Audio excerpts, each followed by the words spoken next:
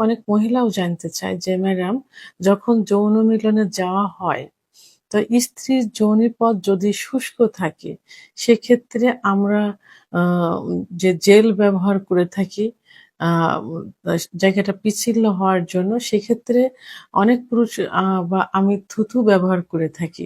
এটা কি করা যাবে কিনা? তো এই বিষয়টি নিয়ে আমি সংক্ষিপ্তভাবে একটু আলোচনা করব। দেশের এবং প্রবাসের ভাই-বোনদের প্রতি সালাম। আসসালামু আলাইকুম। আমি প্রভাষক ডাক্তার রিক্তা পারভীন, হোমিওপ্যাথি এবং আয়ুর্বেদিক চিকিৎসক। চেম্বার সেবা হোমিও কমপ্লেক্স অ্যান্ড সেবা ডিজিটাল ল্যাব, উপজেলা মডেল মসজিদের পূর্ব পাশে, শিমুলিয়া, মাগুরা। আজকে একটি গুরুত্বপূর্ণ বিষয় নিয়ে কথা বলবো। আমি মেডিকেল দিক থেকে এই কথাটা বলবো, বাট আপনারা কেউ এটা খারাপ দৃষ্টি দেখবেন না। কারণ জানার শেষ নেই, জানতে হবে। অনেকে না জেনে না বুঝে অনেক কিছু করে থাকে। কিন্তু এর ভিতর থেকে ক্ষতিকর দিকও থাকতে পারে। সাময়িক সুখ হলো, কিন্তু বড় ধরনের একটা ক্ষতি হয়ে গেল।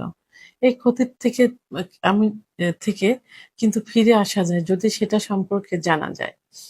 তো আজকে আমার ভিডিওটি হলো, অনেকেই কমেন্টস করেছেন আ বা জানতে চায়, অনেক মহিলাও জানতে চায় যে ম্যাডাম, যখন যৌন মিলনে যাওয়া হয় তো স্ত্রীর যোনিপথ যদি শুষ্ক থাকে সেক্ষেত্রে আমরা আ যে জেল ব্যবহার করে থাকি আ জায়গাটা পিচ্ছিল হওয়ার জন্য, সেক্ষেত্রে অনেক পুরুষ বা আমি থুতু ব্যবহার করে থাকি। এটা কি করা যাবে কিনা? তো এই বিষয়টি নিয়ে আমি সংক্ষিপ্তভাবে একটু আলোচনা করব। ১ম এই বলব যে আসলে মহিলাদের যোনিপথ পিচ্ছিল থাকে না বা শুষ্ক থাকে। কেন থাকে? পুরুষের যেমন সেক্স হরমোন আছে, মহিলাদেরও কিন্তু সেক্স হরমোন আছে। পুরুষের সেক্স হরমোন টেস্টোস্টেরন হরমোন কমে গেলে যেমন যৌন অক্ষমতা হয়, মহিলাদের ইস্ট্রোজেন হরমোন কমে গেলেও কিন্তু যৌন অক্ষমতা হয়। তো এখন যদি তার ইস্ট্রোজেন হরমোন কমে যায় তাহলে কিন্তু তার সহবাসে আগ্রহ আসবে না, আ মা বা ইচ্ছা হবে না। ইচ্ছা না হলে তো অর্গাজম হবে না, কামড়াস আসবে না। তো তাহলে জায়গাটা কিন্তু শুষ্ক থাকবে। তখন সহবাসে গেলে সেও ব্যথা পাবে, আপনিও ব্যথা পাবেন। এমনকি আপনার পুরুষাঙ্গ ছুলেও যেতে পারে এবং তার যোনিপথও ছুলে যেতে পারে। তো এর সমাধান হলো আপনাকে তাকে পর্যাপ্ত পরিমাণে ফোরপ্লে করতে হবে। কারণ মেয়েদের সেক্স লুকায়িত থাকে। সহজে কিন্তু তাদের সেক্স উত্তেজনা আসে না। কোনো মেয়ের দেখা যায় যে ১০ থেকে ১৫ মিনিট ফোরপ্লে করার পর সেক্স উত্তেজনা আসে। আর সেক্স উত্তেজনা আসলে এরপরে কামড়াস হয়, জায়গাটা পিচ্ছিল হয়। এবং কোনো মেয়ের ৩০ থেকে ৩৫ মিনিটও সময় লাগে। তো সেক্ষেত্রে তাকে পর্যাপ্ত ফোরপ্লে করতে হবে, কমপক্ষে ৩০ থেকে ৩৫ মিনিট। ফোরপ্লে করার পর সেও আপনাকে ফোরপ্লে করবে। আপনারও ফোরপ্লে করলে আপনারও অর্গাজম হবে। অর্গাজম যে শুধু মহিলার হয় সেটা না, পুরুষেরও কিন্তু হয়। আপনার অর্গাজম হলে আপনার পুরুষাঙ্গ থেকে এক ধরনের লালা বিজলা আসবে। এই লালা বিজলাটা কিন্তু কি হবে? আ যোনিপথকে পিচ্ছিল করে দেবে। সহবাসকে সহজ করবে। আর স্ত্রীরও তখন কি হবে? অর্গাজম হবে, অর্থাৎ কামরাস আসবে। তো এই ওয়েতে যে এই ৩০-৪০ মিনিট ফোরপ্লে করার পরেও যদি তার কামরস না আসে, অর্থাৎ অর্গাজম না হয়, সেক্ষেত্রে তাকে অবশ্যই একজনের ডাক্তারের শরণাপন্ন হতে হবে। ডাক্তারের কাছে নিয়ে যাবেন। ডাক্তার কিছু পরীক্ষা দিবেন। পরীক্ষা শেষে কনফার্ম হওয়া যাবে যে তার সমস্যাটা কোথায়। যদি হরমোনের সমস্যা হয় তাহলে তার হরমোনের ওষুধ দিবেন। সেক্স উত্তেজনা মা তখন তার চলে আসবে তার ভিতরে, তার হরমোন যদি ঠিক হয়ে যায়। আচ্ছা, এক্ষেত্রে আপনাকে ফোরপ্লে করলে আপনারও তো অর্গাজম হবে, মিউকাস চলে আসবে। তারপরেও যদি সমস্যার সমাধান না হয়, আপনারা যদি কখনো এরকম কিছু জেল বা এই থুতু ব্যবহার করতে চান, আ তো সেক্ষেত্রে আসলে থুতু ব্যবহার করার কোনো প্রয়োজন নেই। কারণ অনেক মেয়েরা কিন্তু এটা কিন্তু পছন্দ করে না। এটা একটু তাদের কাছে আরো ঘৃণা লাগে।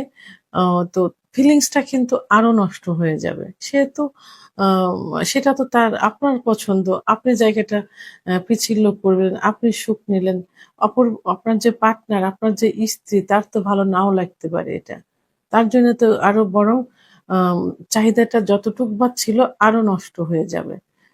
তো এজন্য এবং পাশাপাশি কিছু যৌনবাহিত রোগ যেমন সিফিলিস, গোনোরিয়া অ হতে পারে, প্যাপিলাম ভাইরাস আসতে পারে অ্যা এই মা লালা দিলে। লালার মাধ্যমে অর্থাৎ থুতুর মাধ্যমে হতে পারে। অনেকে দেখা যায় যে অনেক পুরুষ পান, সিগারেট, বিড়ি খায়, তাদের দাঁতের গোড়ায় ইনফেকশন থাকে, জিহ্বায় ইনফেকশন থাকে, বিভিন্ন ক্ষতিকর জীবাণু থাকে সেটাও ও আ আ তার মাধ্যমে ছড়াতে পারে। তো এইজন্য থুতু ব্যবহার করা যাবে না। আবার থুতু ব্যবহার করলে কিন্তু থুতুটা কিন্তু দ্রুত শুকিয়ে যায়। তো সেক্ষেত্রে যোনিপথের যে স্কিন গুলো থাকে এই স্কিন গুলো অনেক সময় কিন্তু ফেটে যেতে পারে। সেহেতু আবার আ মেইন যে আরেকটা সমস্যা থাকে সেটা হলো উম আ এই থুতু ব্যবহার করলে শুক্রাণু চলাচল কিন্তু কমিয়ে দেয়। যাদের বাচ্চা-কাচ্চা হচ্ছে না, এ তারা যদি এটা মানে ব্যবহার করতে থাকে তাদের বাচ্চা-কাচ্চা হওয়ার সম্ভাবনাই কিন্তু আর থাকবে না। এবং সে এই মা কিন্তু আর গর্ভধারণ করতে পারবে না। কারণ আ থুতু আ আপনার ওই শুক্রাণু চলাচলটা টোটালি বন্ধ করে দেয় বা কমিয়ে দেয়। ধীরে, ধীরে কিন্তু বন্ধ হয়ে যায়। তো এটা ব্যবহার না করে আপনারা কি করতে পারেন? ১ম এ আমি যেটা বলেছি চিকিৎসা দিবেন। দ্বিতীয়ত এই যে অ্যালোভেরা যে জেল, বাসায় যে অ্যালোভেরাটা গাছ থাকলে এই অ্যালোভেরার আ একটা আ ডগা কেটে নিয়ে আপনি ওটা থেকেই এই জেলটা বের করে এটা ব্যবহার করতে পারেন। অলিভ অয়েল তেল ব্যবহার করতে পারেন। আ তো এটাই নারিকেল, খাঁটি নারিকেল তেল, অর্গানিক নারিকেল তেলটা ব্যবহার করতে পারেন। তো এই যে ক্ষতিকর জীবাণু, স্ত্রীর অনীহা, সুখ নষ্ট হয়ে যাবে। এর থেকে বেরিয়ে আসেন। ভিডিওটি সম্পর্কে যদি কোনো মতামত থেকে থাকে অবশ্যই কমেন্টস এর মাধ্যমে জানাবেন।